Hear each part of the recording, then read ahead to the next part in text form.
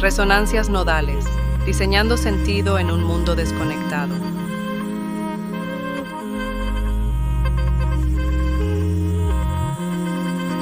En este episodio, Idios Cosmos de Pablo Capana.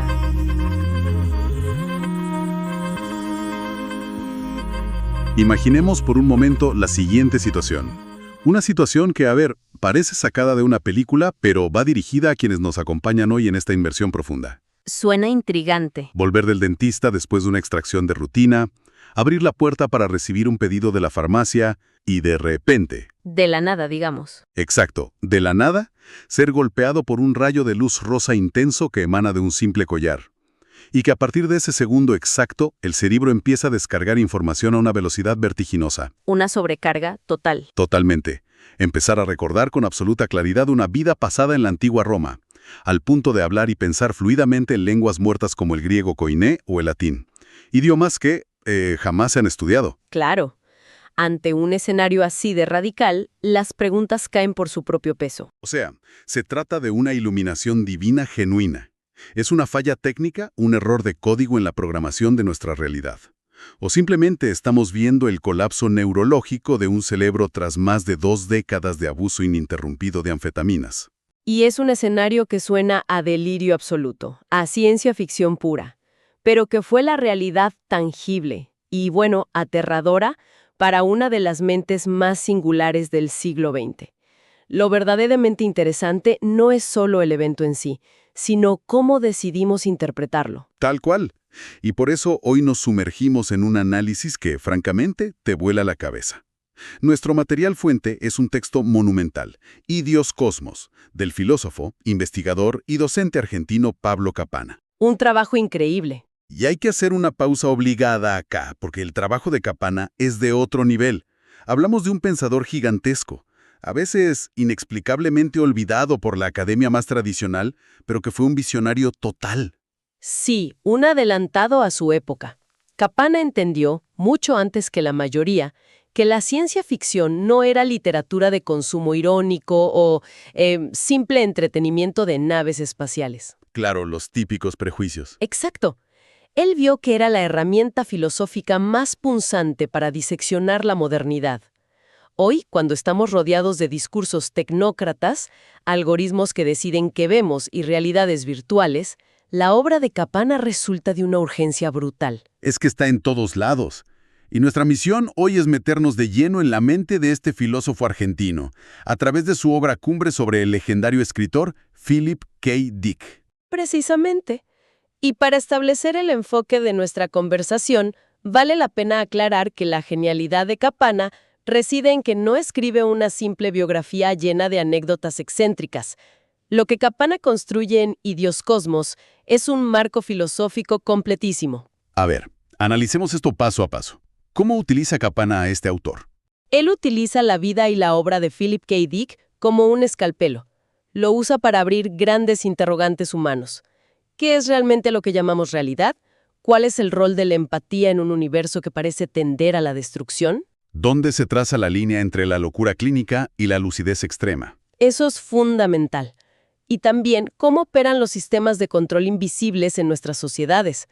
Al final del día, leer a Capana leyendo a Dick es hacer una autopsia de la condición humana contemporánea. Entremos de lleno en esa autopsia entonces, empezando por los cimientos de esa mente fracturada. Capana arranca su análisis yendo al trauma fundacional absoluto en la vida de Dick. Y la historia clínica que detalla es desgarradora. Es muy dura. Philip nace en 1928 en Chicago, un parto prematuro. Nace junto a su hermana gemela, Jane. Ambos nacen en un estado de desnutrición severa, raquíticos. Y a las pocas semanas, Jane muere. Pierde a su gemela, sí. Perder a un gemelo ya es una cicatriz psicológica inmensa. Pero el detalle que Capana rescata de los documentos y que realmente hiela la sangre es la forma en que la madre manejó ese duelo. Esa parte es terrible. Años después, esta mujer se sienta con su hijo Philip y le dice que la muerte de Jane en realidad fue un bien. ¡Qué locura decirle eso a un hijo! Le explica que un descuido con una bolsa de agua caliente en la incubadora le había quemado gravemente las piernas a la niña, y que de haber sobrevivido, habría quedado lisiada para siempre. Lo fascinante de este punto es cómo Capana rastrea esa frase. Cómo ese duelo enquistado y tóxico estructura toda la psique del escritor. Le arruinó la cabeza. Totalmente. Generó en él una culpa del sobreviviente que rozaba lo patológico. Capana nos muestra un hombre que vivió toda su existencia sintiendo que era, literalmente, la mitad de un todo, un miembro fantasma a nivel espiritual. Claro, y esa excisión interna profunda es la raíz de una inestabilidad vital tremenda. Estamos hablando de alguien que tuvo 5 matrimonios que se disolvían casi tan rápido como empezaban. Sufría de agorafobia, ataques de pánico paralizantes. Y mantenía un régimen de consumo de anfetaminas que habría matado a cualquier otra persona. Ana subraya y es súper interesante. Los médicos no terminaban de catalogarlo como un adicto tradicional. ¿Por qué no? Porque su metabolismo hepático era tan anómalo que procesaba las anfetaminas a una velocidad absurda. Las eliminaba antes de generar la dependencia fisiológica típica. O sea, hasta su biología parecía funcionar con reglas distintas. Tal cual. Y para enmarcar todo este caos mental, Capana trae a la mesa un concepto de la filosofía griega antigua que se vuelve la piedra angular de todo el análisis.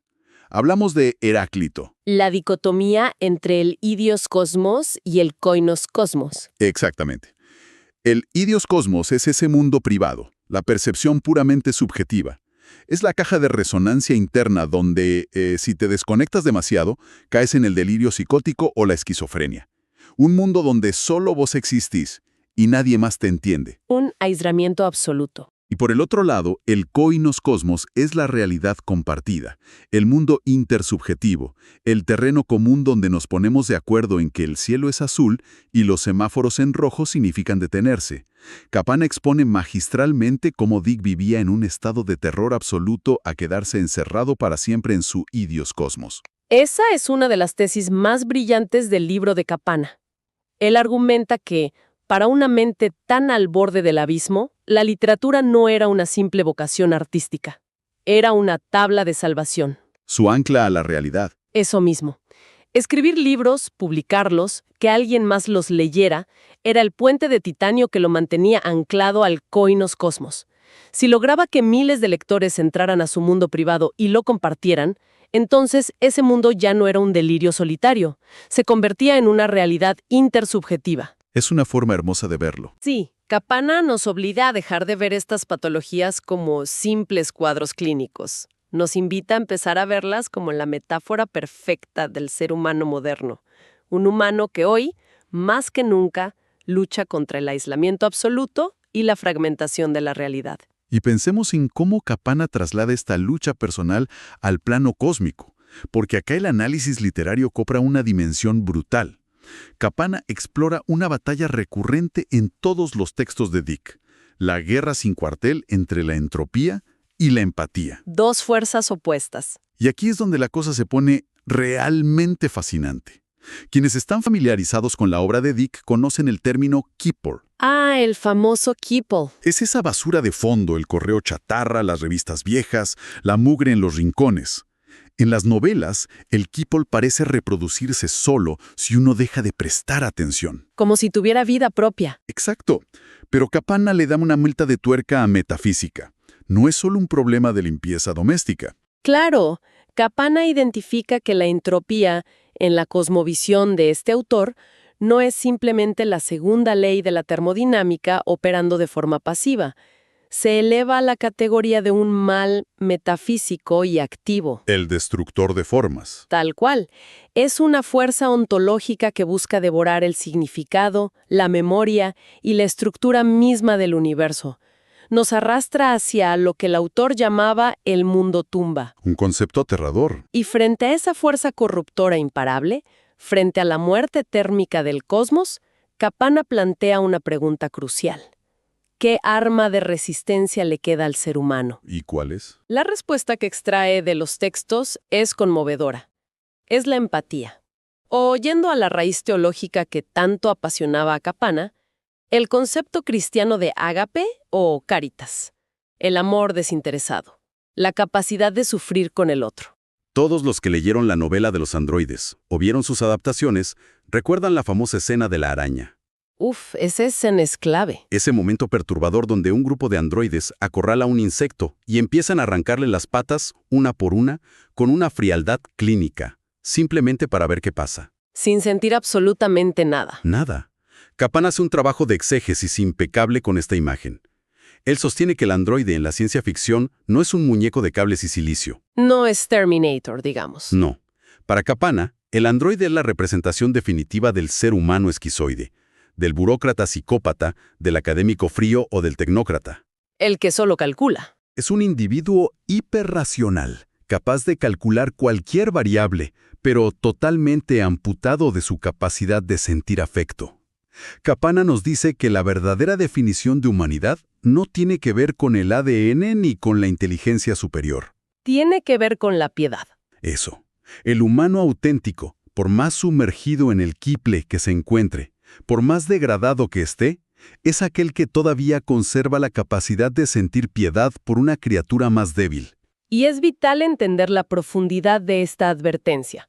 Pablo Kappan vio que la ciencia ficción estaba articulando una crítica devastadora a la deshumanización industrial y corporativa muchísimo antes que la sociología de corte académico. Fue un adelantado. Sí, pero donde Kappan realmente demuestra su erudición monstruosa es cuando acompaña la mente de su sujeto de estudio hacia terrenos puramente teológicos, especialmente a partir de un punto de inflexión muy específico, en 1963. El famoso año de la visión en el cielo.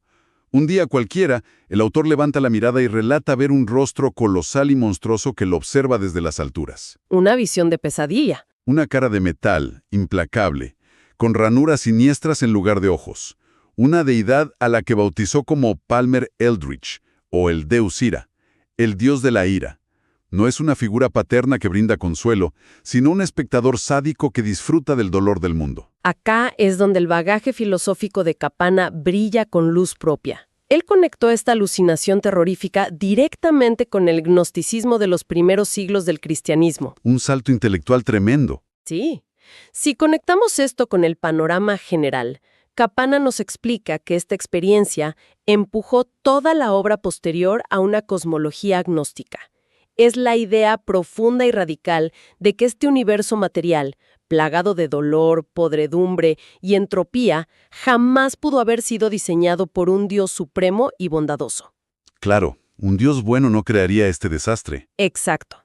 Para el gnosticismo que Kappan desmenuza, nuestro mundo fue fabricado por un demiurgo menor, una deidad torpe, ciega y maligna, conocida como Yaldabaoth.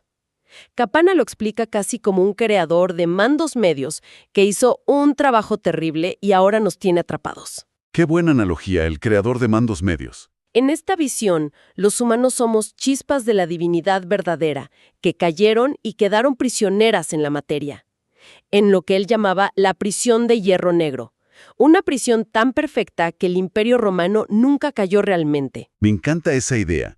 Simplemente se fue actualizando con fachadas modernas para mantenernos engañados. Tal cual. La idea de que el Imperio Romano nunca cayó, de que el tiempo es una ilusión óptica impuesta por este demiurgo, es de una oscuridad fascinante. Pero Kappan resalta un detalle hermoso dentro de este universo gnóstico tan pesimista. Pensemos en las figuras de los salvadores en estos textos. No son los típicos héroes de acción. Para nada. No son superhéroes todopoderosos ni deidades que bajan a pulverizar a los malos con rayos. Kappan utiliza el concepto de Salvator Salvandus, el salvador que también necesita ser salvado. Como Wilbur Mercer. Exacto. Figuras como Wilbur Mercer, condenado a subir una colina mientras le tiran piedras por la eternidad. Son entidades frágiles que no tienen el poder cósmico para desmantelar la prisión de hierro. Lo único que pueden ofrecerle a la humanidad es sentarse a su lado, compartir el peso de las piedras y ofrecer compasión. Es la Caritas llevada a su nivel más vulnerable. Sí. Y toda esta búsqueda desesperada de sentido frente al demiurgo, toda esta acumulación de gnosticismo, trauma y empatía, explota, literalmente, en marzo de 1974. Llegamos al evento central del análisis de Kappan. El clímax absoluto que mencionábamos al inicio con el rayo de luz rosa. Retomemos esa escena, porque Kappan le dedica una disección espectacular.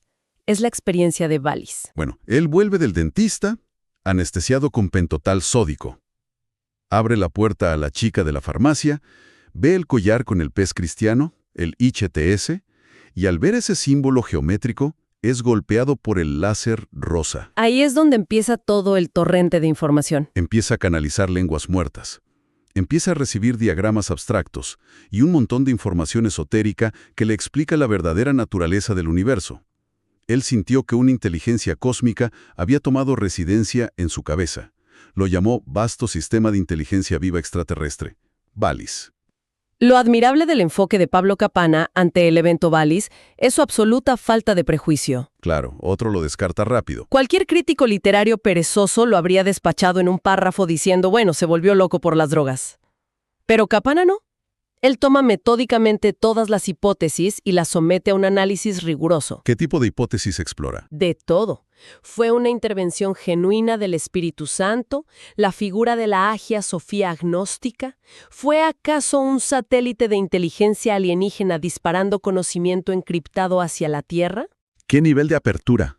Pudo haber sido la activación súbita de una memoria genética ligada a los rollos del Mar Muerto y la biblioteca de Nag Hammadi, o fue un episodio psicótico severo desencadenado por el trauma y los químicos. Capanna utiliza este abanico de posibilidades no para diagnosticar, sino para cartografiar hasta dónde puede llegar el intelecto humano cuando se rompen las barreras de la realidad convencional. Y hay una teoría científica específica que Capanna rescata y que resulta reveladora.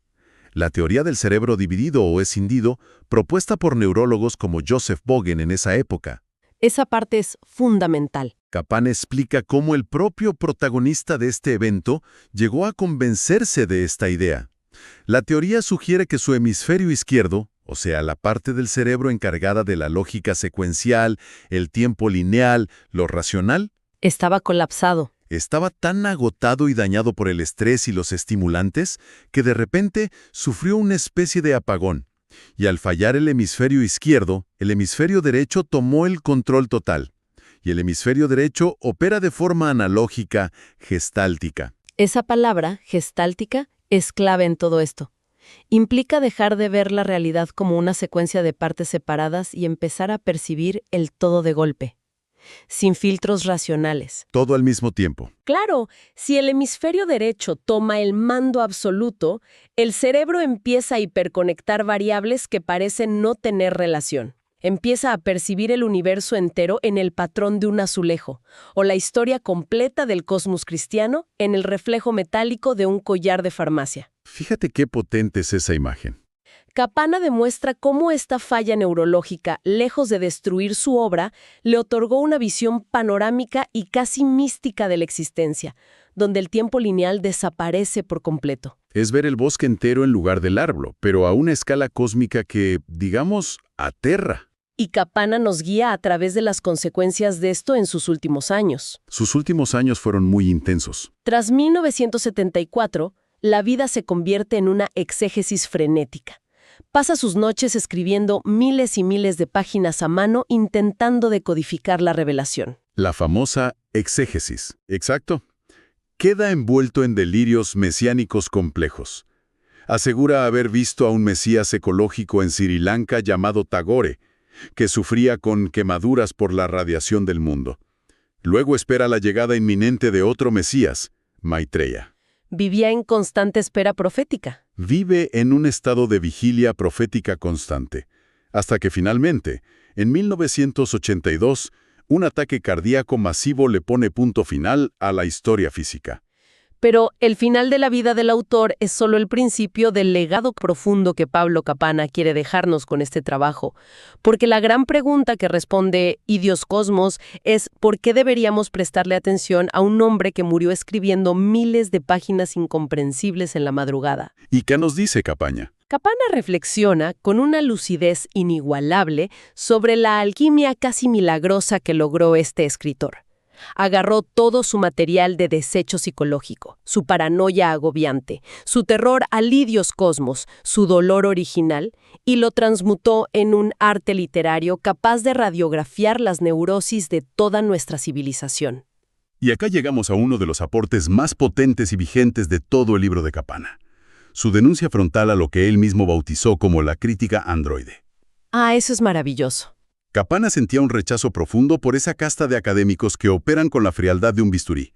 Aquellos críticos cientificistas que agarran una novela de ciencia ficción, la meten en un laboratorio teórico, cuentan las metáforas, analizan la sintaxis, estructuran el tropo literario. Pero no sienten nada. Exacto, son absoluta y patéticamente incapaces de sentir el latido de la obra. Son incapaces de empatizar con la desgarradora búsqueda espiritual del autor. Kapana demostró, con el ejemplo de su propio análisis apasionado y erudito, que la literatura, y la ciencia ficción en particular, no es un mero cadáver para diseccionar.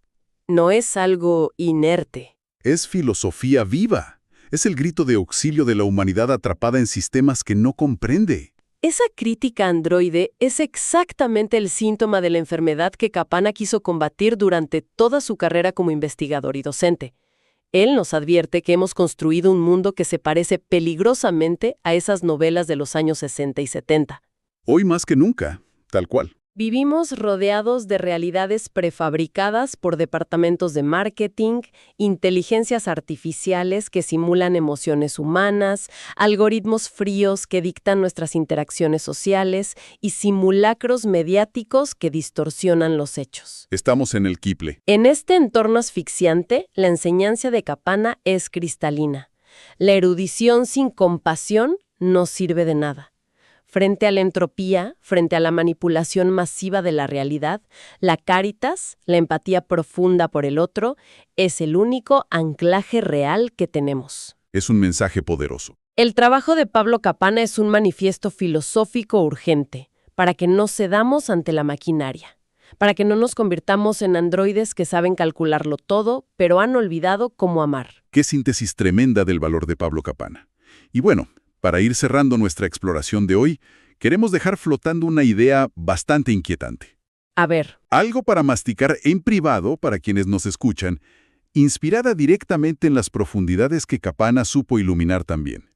Si le damos la derecha a ese egoisticismo tan oscuro que exploramos hoy, si resulta que la realidad material que nos rodea es efectivamente una escenografía barata montada por un arquitecto perverso... El demiurgo. El demiurgo, sí. Si llegamos a descubrir que incluso nuestros recuerdos más íntimos, nuestras nostalgias y nuestros amores pasados pudieran ser simplemente líneas de código o implantes artificiales, entonces, ¿qué queda de nosotros? Es una pregunta pesada. Quizás la próxima vez que se nos estruje el corazón al ver a un animal abandonado en la calle o al sentir compasión pura y desinteresada por un completo extraño, deberíamos detenerlos un segundo. Porque tal vez ese pequeño, fugaz y totalmente irracional acto de empatía sea la única evidencia empírica e irrefutable de que debajo de toda la simulación verdaderamente existimos. Ha sido un recorrido intelectual de una profundidad enorme, estoy convencida de eso. Queda un agradecimiento gigante a todas las personas que nos acompañaron en esta inmersión a través de la genialidad de Pablo Kapana y los laberintos de la ciencia ficción filosófica. Totalmente. Nos despedimos por hoy, esperando volver a encontrarnos en la próxima oportunidad para seguir descifrando estas obras que nos obligan a abrir los ojos. Gracias a quienes nos escucharon y hasta la próxima.